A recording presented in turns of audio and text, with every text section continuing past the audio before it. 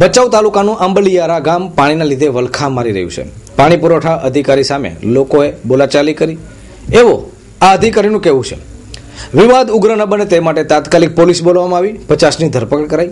વિચારો, પાણી માટે જ્યારે લોકો રજૂઆત કરે છે ત્યારે પોલીસને બોલાવવી પડે છે અને એની ધરપકડ કરવામાં આવે છે. તો આ કયું સુશાસન?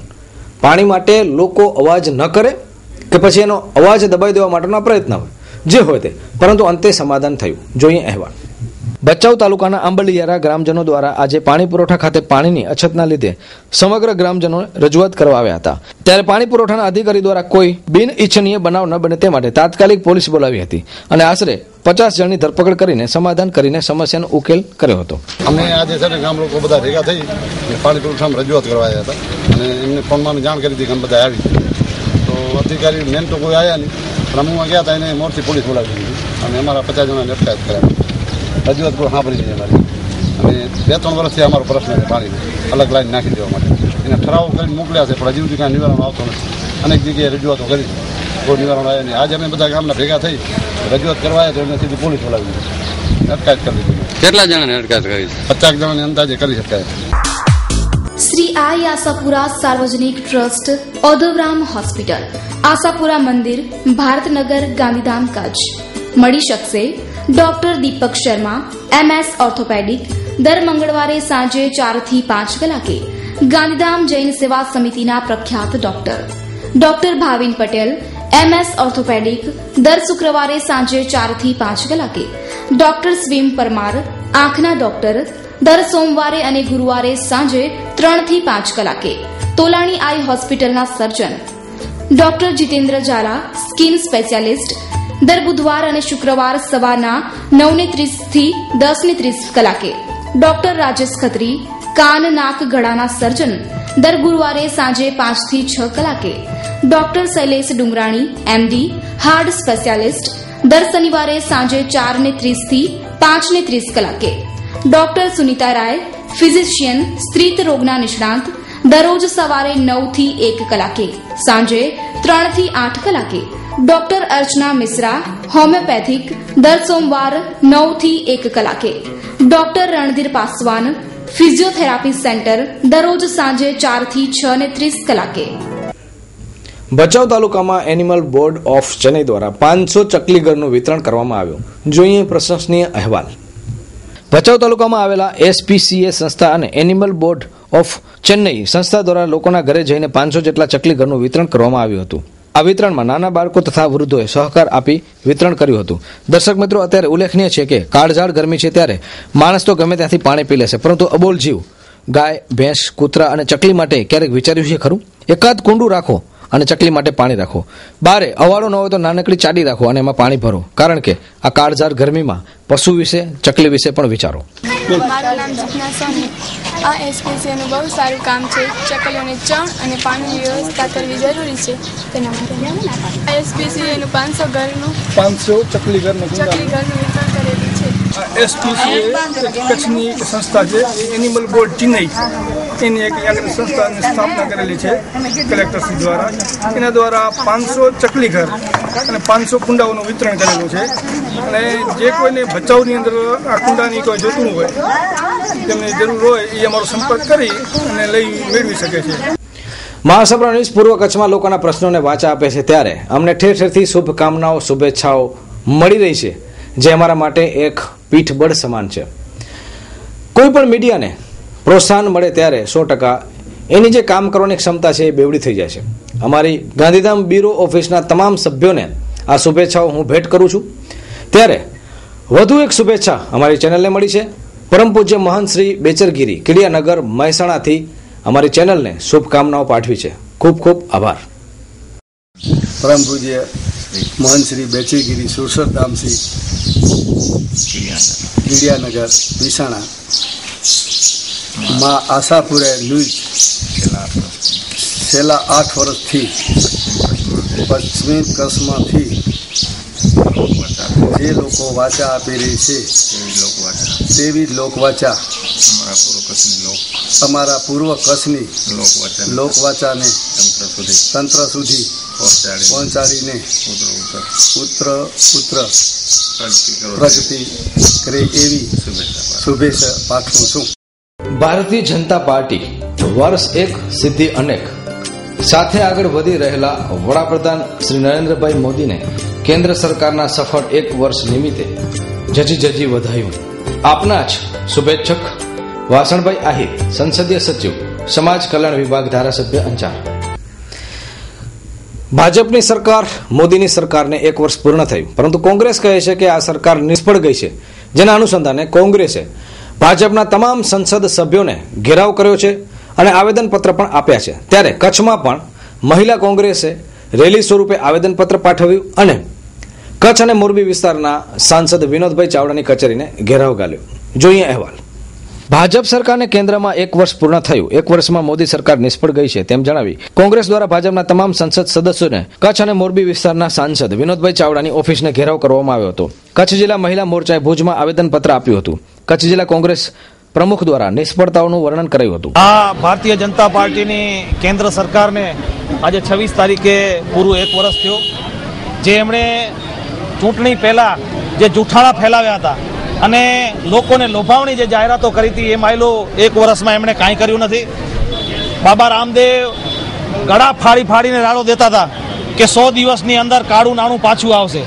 કાળા નાણાંને નામે માત્ર ને માત્ર ખોટા ઠાલા વચનો નીકળ્યા.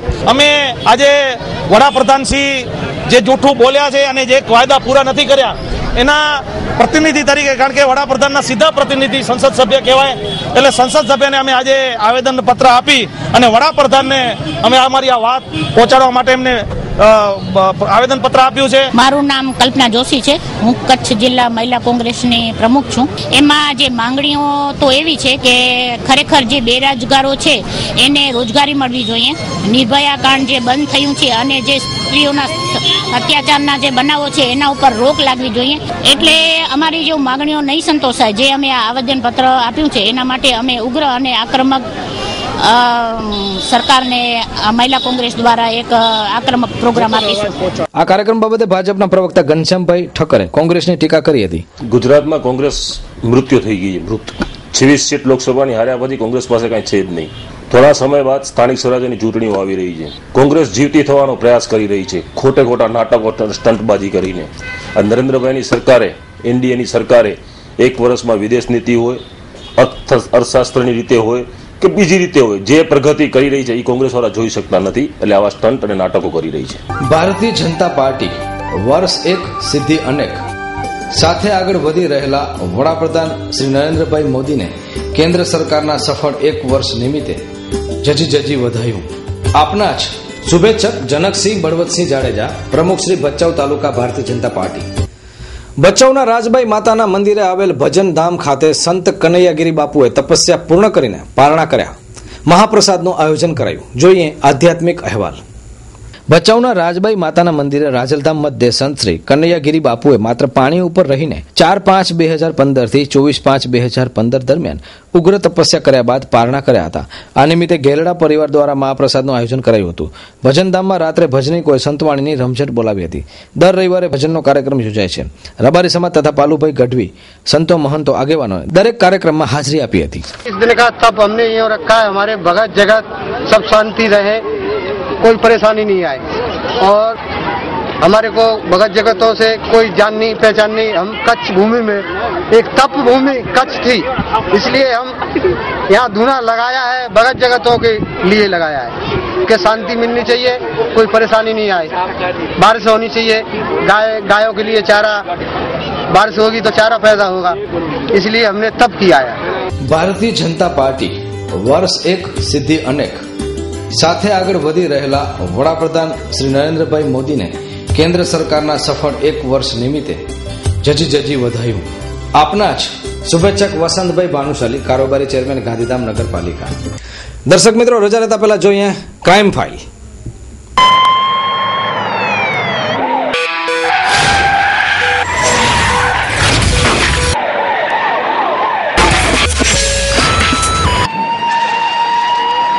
ગાંધીધામ બસ સ્ટેશન પાસે કેપીટીની જગ્યા ઉપર પાર્ક થતી ટ્રકો પાસેની ઝૂંપડપટ્ટીમાં કોઈએ આગ લગાડી નાખતા પોલીસ દોડધામમાં. તારીખ 24/5/2015 રોજ બપોરના સમયે ગાંધીધામમાં બસ સ્ટેશનની પાસે આવેલ કેપીટીની જગ્યા છે, જેમાં કેપીટીની તેલની ગાડીઓ પાર્ક થાય છે. ત્યાં જ એક ઝૂંપડીમાં અજાણ્યા શખ્સે આગ લગાડી નાખી હતી. આગ ઘણી ભીષણ બની હતી અને કોઈ નુકસાન થયું નથી. પણ આ આગ લગાડવાનું કારણ શું છે? આ આગથી મોટી હોનારત થઈ શકે એમ હતી, કારણ કે અહીં જ તેલની ગાડીઓ ઊભી હોય છે. આ આગ કોણે લગાડી છે એ પોલીસ તપાસ કરે તો ચોક્કસ વિગત બહાર આવી શકે એમ છે. ભારતીય જનતા પાર્ટી વર્ષ 1 સિદ્ધિ અનેક સાથે આગળ વધી રહેલા વડાપ્રધાન શ્રી નરેન્દ્રભાઈ મોદીને કેન્દ્ર સરકારના સફળ 1 વર્ષ નિમિત્તે જજી વધાયું. આપના જ શુભેચ્છક નરેન્દ્રદાન રવદાન ગઢવી, મહામંત્રી શ્રી ભચાઉ તાલુકા, ભારતીય જનતા પાર્ટી. અંજાર તાલુકાના ટપ્પર ગામે 4 ઈસમોએ યુવાનને બેરહેમીથી મારતા તેને ભુજની જનરલ હોસ્પિટલમાં દાખલ કરવામાં આવ્યો. જાણવા મળતી વિગતો મુજબ 22 વર્ષીય લક્ષ્મણ જીવન કોલીને અર્જણ સુમાર, પ્રવીણ સામજી, હરદેવે સામાન્ય બાબતમાં બોલાચાલી કરીને લાકડી વડે માથા અને શરીરના ભાગે ઈજાઓ પહોંચાડી હતી. આ બનાવની વધુ તપાસ અંજાર પોલીસે હાથ ધરી છે. કારણ એટલે કાલ હતા લગ્ન, બરોબર, આયા હતા મહેમાન, તે હગાવમાં એક છોકરો હું આવ્યો તો હું એને હાકલ પાડવા ગયો તો કે તું આવી રીતે આમ આવ્યો છો, એવી રીતે ડાયરેક્ટ માર મંડી જાય.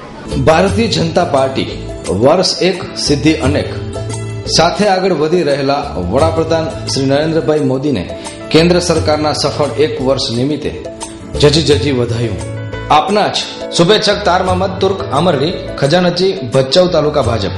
વેકેશન દરમિયાન સ્કૂલમાં પણ હવે ચોરીના બનાવો વધ્યા છે. ભચાઉ તાલુકાના અમરસર ગામે પ્રાથમિક શાળાનું તાળું તોડીને એલસીડી તથા પાણીની મોટરની ચોરી થઈ. સ્કૂલમાં 35,000ની એલસીડી છે મોટી, અને એક પાણીની મોટર સબરી મશીન એટલે 7,000ની છે. એટલે આજે પણ અમે સોલંકી સાહેબ, પીએસઆઈ બધા ભેગા હતા અને પંચનામું બધો કરી ગયા છે. 35,000ની એલસીડી છે અને અમરસર પ્રાથમિક શાળા. અને જે ચોરી થઈ હતી 1-3ના એ વારોમના ઘરમાં થઈ હતી. નારાયણભાઈ રણછોડભાઈ વારો એના ઘરેમાં ચોરી થઈ હતી.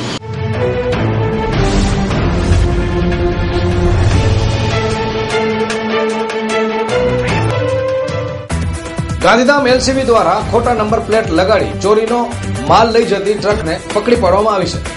પડાણા પાસે હાઈવે રોડ પર આવેલી આઈ માતા મંડળી પેલેસ હોટલની બહાર સૂત્રો અનુસાર જાણવા મળ્યું છે કે એક આઈસર ગાડી ખોટી નંબર પ્લેટ સાથે ગેરકાયદેસરના માલ લઈને ઊભી છે. તપાસ કરતા જાણવા મળ્યું કે એલસીબી દ્વારા તે ગાડી પકડાઈ ગઈ છે. ગાડીમાં ખોટી નંબર પ્લેટ રાખી નવા ગાડીઓના ટાયરની હેરાફેરી કરવામાં આવી રહી હતી.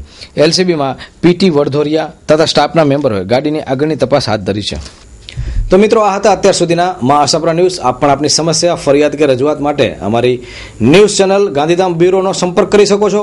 નંબર નોંધી લેશો 7226606124 થી 7226606133. ફરી મળીશું નવા સમાચારો સાથે. ત્યાં સુધી જય મલસી જાડેજાને રજા આપશો. નમસ્કાર.